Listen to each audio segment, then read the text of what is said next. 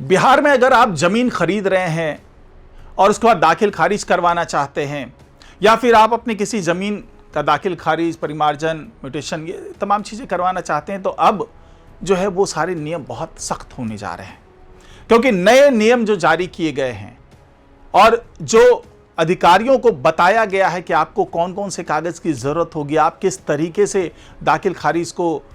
या तो एक्सेप्ट करेंगे या इसको रिजेक्ट करेंगे, उन सब के लिए अब तमाम नियम जो है वो जारी कर दिए गए हैं। तो वो क्या नियम होंगे, आप किस तरीके से अपने पेपर्स का जो भी है, जो भी ज़मीन का है, मालिकाना हक है, उसको कैसे ट्रांसफ़र करवा पाएंगे, कैसे उसका दाखिल खारिज करवा पाएंगे, कैसे उस पर मालिकाना हक जता पाएंगे, ये सब कुछ जो है, ये ख़ास खबर जो है वो आपके लिए है, क्योंकि आपके लिए ये जानना ज़रूरी है कि आने वाले दिनों में किस तरीके से ये सारी प्रक्रिया होने वाली है और कहाँ पर आपका मामला अटक सकता है। तो इसी के बारे में विस्तार से बात होगी आज के इस खास रिपोर्ट में, तो इसे आखिर तक जरूर देखिएगा। नमस्कार, मैं हूं डॉक्टर सुरजीत सिंह और आप देख रहे हैं YBN बिहार झारखंड। तो जी हाँ, अब एक बार फिर से राजस्व एवं भूमि सुधार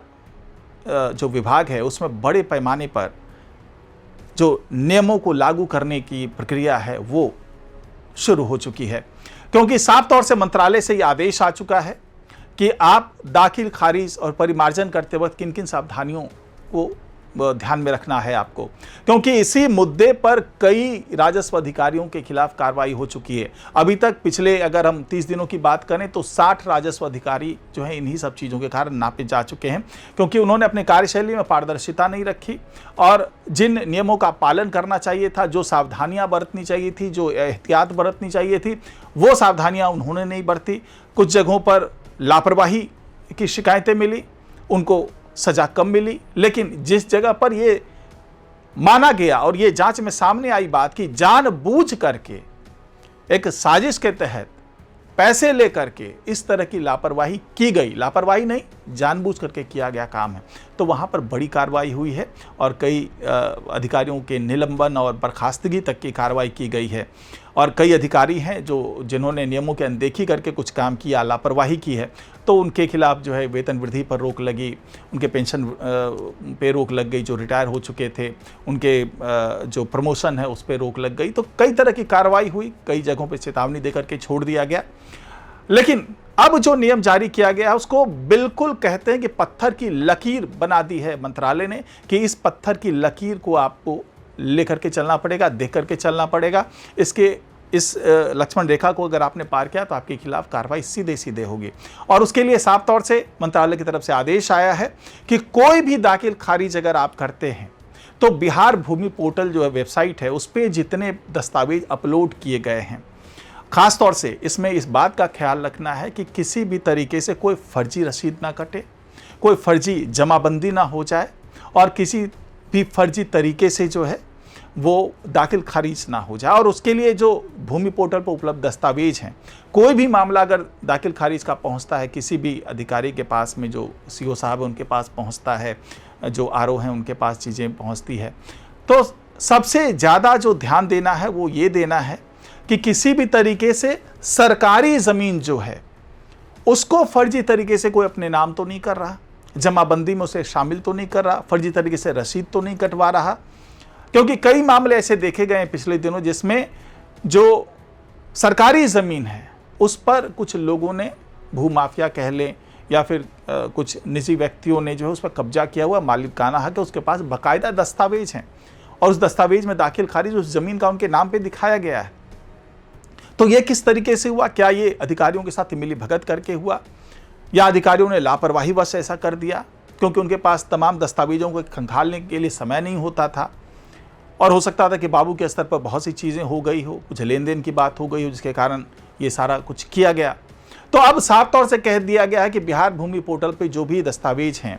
उससे आपको मिलान करवाना होगा। यानी कि अगर कोई मामला आता है दाखिल खारिज का तो सबसे पहले आप उस दस्तावेज का मिलान कराइए वो भूमि पोर्टल पर मौजूद दस्तावेजों से, और ये देखिए कहीं ये सरकारी ज़मीन तो नहीं है,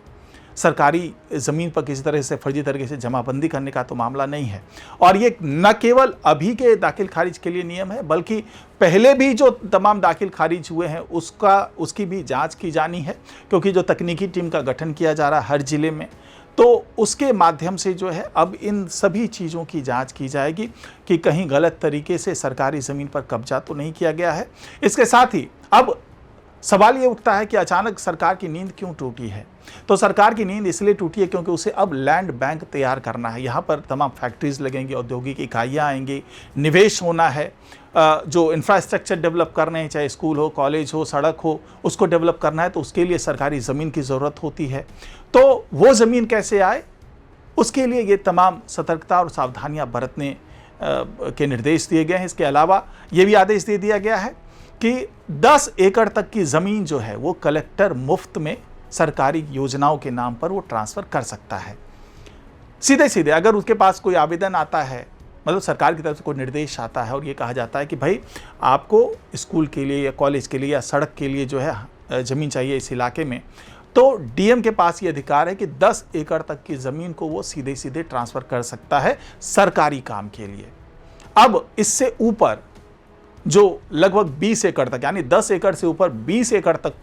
की ज़मीन जो है वो ट्रांसफ़र करने की जो है जिम्मेदारी या यूँ कहें कि अधिकार ये कमिश्नर स्तर के अधिकारी को दिया गया। यानी कि कमिश्नर साहब जो है वो 20 एकड़ तक की ज़मीन जो है सरकारी ज़मीन वो सरकारी काम के लिए ट्रांसफ़र कर सकते हैं, ये अधिकार दे दिए गए हैं। पहले क्या होता था, पहले ये होता था कि इतनी बड़ी जो ज़मीन है उसके ट्रांसफ़र के लिए कैबिनेट की अनुमति चाहिए होती थी, कैबिनेट अनुमति दे तब जा कर के वो ज़मीन ट्रांसफ़र होती थी। लेकिन अब इंफ्रास्ट्रक्चर को बहुत फटाफट आगे बढ़ाना है, कैबिनेट के स्वीकृति का इंतज़ार नहीं करना है, तो स्थानीय स्तर पर कलेक्टर से लेकर के कमिश्नर तक ये इन लोगों के पास अधिकार दे दिए गए हैं कि आप ज़मीन का ट्रांसफ़र तुरंत के तुरंत कर सकते हैं अगर किसी सरकारी काम के लिए ज़मीन चाहिए होगा तो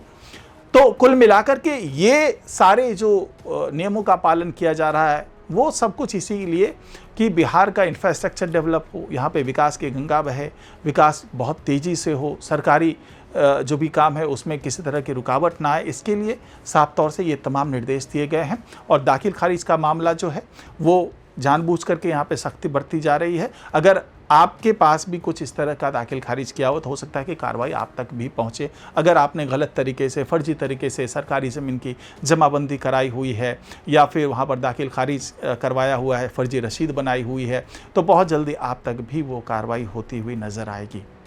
तो फिलहाल आज की रिपोर्ट में इतना ही। नमस्कार।